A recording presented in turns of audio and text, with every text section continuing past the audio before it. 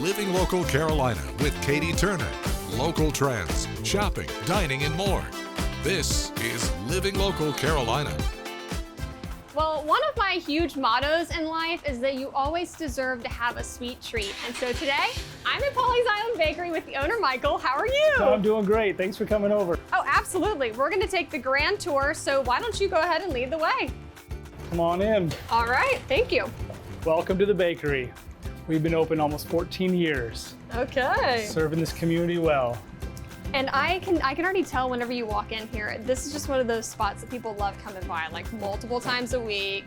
You come and get your fix, but like, what are some of the key items that are popular here? Oh my goodness, the breakfast sandwich is the hottest item by far. People love those, it's their daily breakfast. We have cheese danishes, we have pies, we have cookies, we have cupcakes, we have specialty desserts. Our lunch sandwiches are nice and hearty, so it fills you up. It's a good spot. The most important thing is this is just a chill spot to hang out. We have so many regulars and locals that come in. We have a lot of regulars that tour here. And so for us, knowing all these different smiling faces that come by, it makes it fun for us. It's a family atmosphere. We're family operated and owned, so it's a good spot to be. So it's Tiffany Clark. I am the cake decorator. I am also the manager. You and your husband both work here. Yes. It's like a big happy family. So it's all we've ever known. Okay. We worked together at the last place we were at, and that's actually where we met. I love it. I love it. And so when I started here in May of 2020, it was the weirdest time in our relationship that we weren't working together. And so then, yeah, November of 2020, he started working here. Was there a moment in your life where you thought, this is what I'm supposed to be doing? Or did it just serendipitously happen? So I've always loved baking. My dad, big baking fan. I always loved doing it. I never eat it. Interesting. I am a pastry chef who does not eat sweets, really. I have to really, really want them. When the Culinary Institute up in Market Commons announced that they were doing a full program on baking and pastry, I originally started out wanting to do cakes, and then when I started there, I still loved to do cakes, but I enjoyed doing like chocolates and stuff like that better. That's hard. It's fun. That's the tough stuff. It's I fun. mean, you can really mess up a chocolate. Yeah, no, it's temperamental, but I like that. I like the more structure. I like cooking, but cooking is kind of like fly by the seat of your pants, whereas baking is very structured, very like to the T, exact measurements, otherwise everything comes out, and I like the control of that. Yeah, if you've ever tried to substitute like baking soda for baking powder It in a does not recipe, work. that's exactly what she's talking about. So what is your favorite type of cake to decorate? I love doing birthday cakes for people, but my favorite would always be weddings. Just to be a part of that like biggest day of somebody's life is so special. I love what I do. They always say you never work a day in your life if you enjoy what you're doing. And I do. I do love this. So now we're back in the kitchen. Yeah, hanging out in the kitchen. This is where all the breakfast sandwich magic happens, This right? is where the magic happens. My main man, Tanner, right here, he likes to mix it up on the grill. There's some love put in that sandwich. You want the dynamic to be really fun. Like, you want to have fun with your employees. Yep. You want everybody to have a good time while they're working here. Absolutely. Why is that important to you? Life is short. You want to enjoy coming to work every day. If, like Tiffany said in there, it doesn't end up being like work if you're having a good time. Yeah. So, and then the customers feel that too. We want the community to feel like they walked into their second home and they're just hanging out for a little while and with their good friends.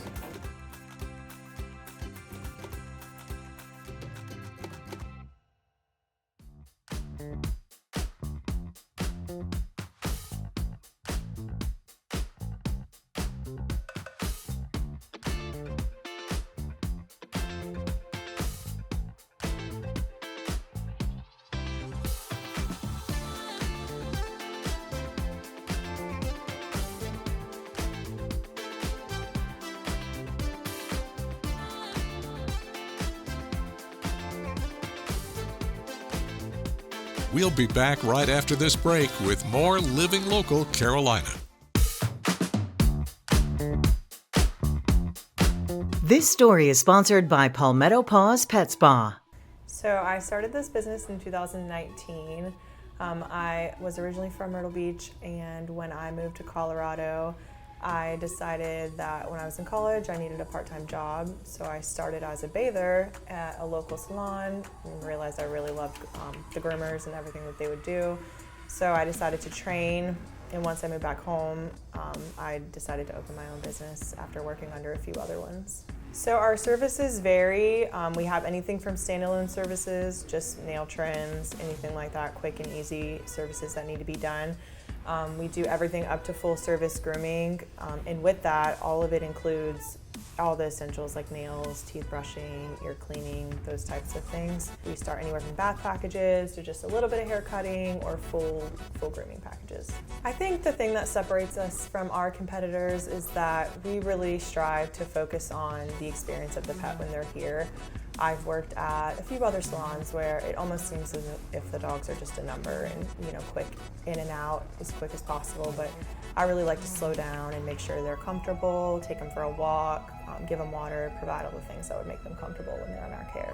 We are rebranding, and we are running a couple promotions that we're starting with. A loyalty program is something we're going to introduce. I know with the times right now, finances can be difficult for people and they don't bring their pets in as often as they would need. So we're going to start doing a loyalty program where if they pre-book and come in more frequently, it's going to save money and offer different things for them. My dog has been coming here since Lisa opened in 2019. She is a black lab. At previous salons that we went to, she was always nervous. She was never happy to go in. Ever since bringing her here, she loves to come in. I really feel like she gets the best care and is comfortable while she's here, because previously she was aggressive with groomers. She's never been that way with Lisa. Also, I have tons of friends and family members that I referred to her that now use her often as well. We also groom Wrigley, who makes an appearance with Patsy's Pet Patrol. So if you guys are familiar with that, if not, definitely go out in the community and see them. It's a great service that she offers, and you can get a chance to meet Wrigley. You can visit us at our website at palmettopaws.business.site. This story is sponsored by Palmetto Paws Pet Spa.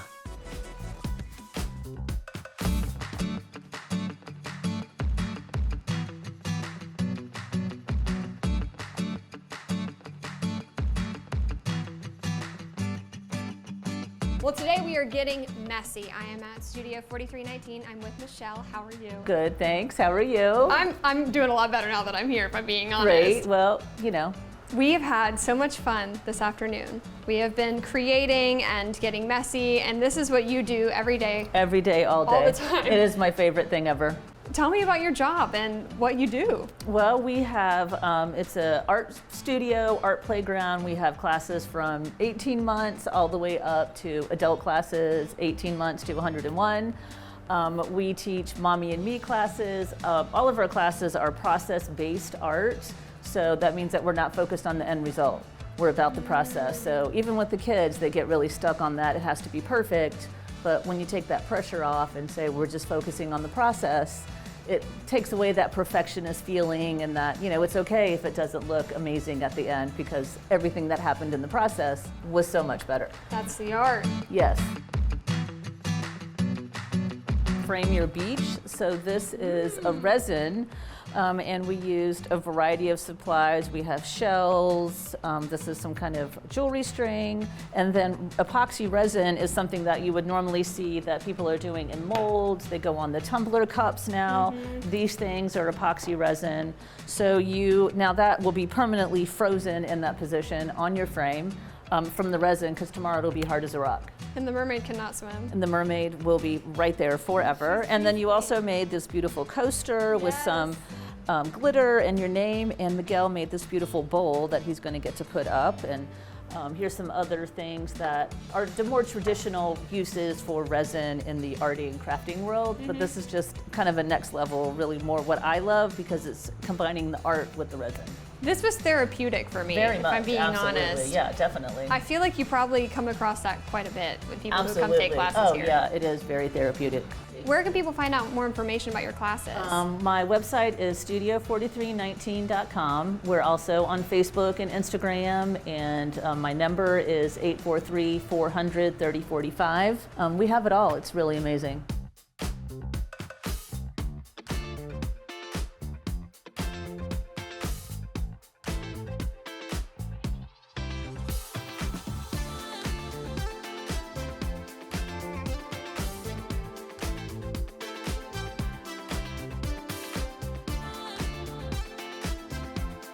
We'll be back right after this break with more Living Local Carolina.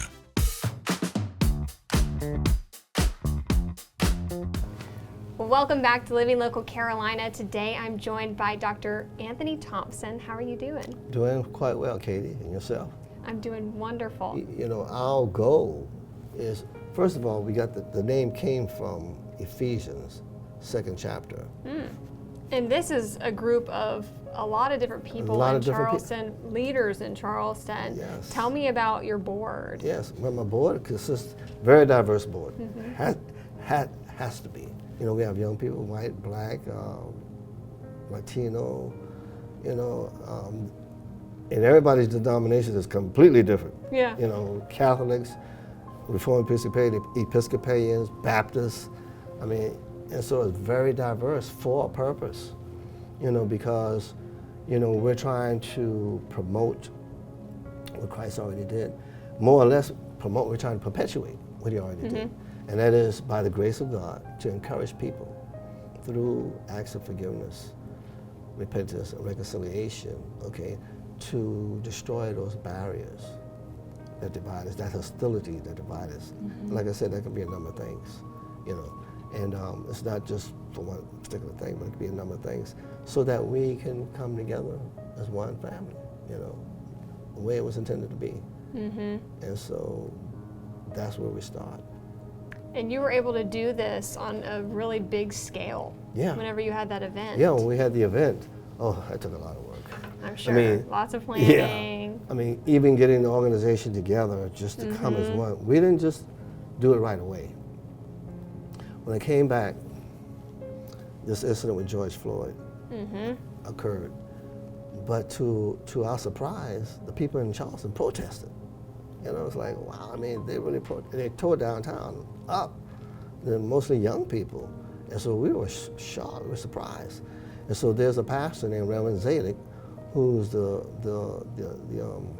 senior pastor at St. Michael's. And he and I have been doing some Lent season services together with other churches. So he called me up and said, you know, we need to do something to try to, you know, put some damper on what happened last night and let people know, you know, we're one, you know, and not fight about this thing. So I'm like, well, what do you want to do? He said, well, you come to my church, we'll preach a sermon. You know, we did a duet, okay? And the duet was about when Christ first identified himself, you know, to the Jews, that he is the one to bring peace, you know, to the world. And so we used that scripture. He preached and I preached. And then we talked about George Floyd and what happened and what should not have happened. Yeah. And you know, and how we as Christians and as pastors need to be the first to express that it was wrong. And so afterwards we prayed at what you call the Four Corners of Law, because as you know, St. Michael's is on the Four Corners of Law. So we prayed, and after we got to praying, we went back inside St. Michael's, we had a forum. And the forum, everybody, I mean, it was for some reason God made it possible. It was a very diverse congregation that day. You know, tourists, my congregation, I mean, very diverse. And everybody, the general question was, what can we do to bring unity to the blacks and white in Charleston? And prior to that, yeah, a very powerful question, you know. And prior to that, I spoke to the pastors there. So they looked at me and said, you need to tell them about Stone Mountain, Georgia. And so I told them what happened there and how we could probably do the same thing here. And everybody was like, let's do it. I mean, just like right away. And so that's really where it started from, right there. And then we prayed about it for a couple of months, see where God wanted to go with this. And lo and behold, here we are. Here we are. Yeah, one named Manny Charleston.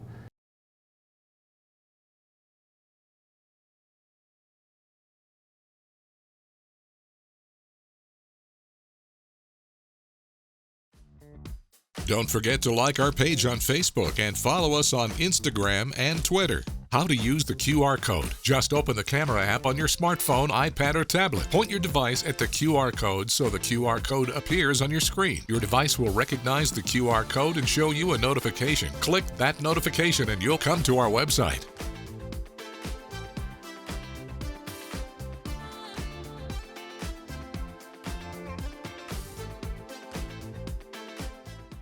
Living Local Carolina, weekday mornings at 9:30 on WBTW News 13.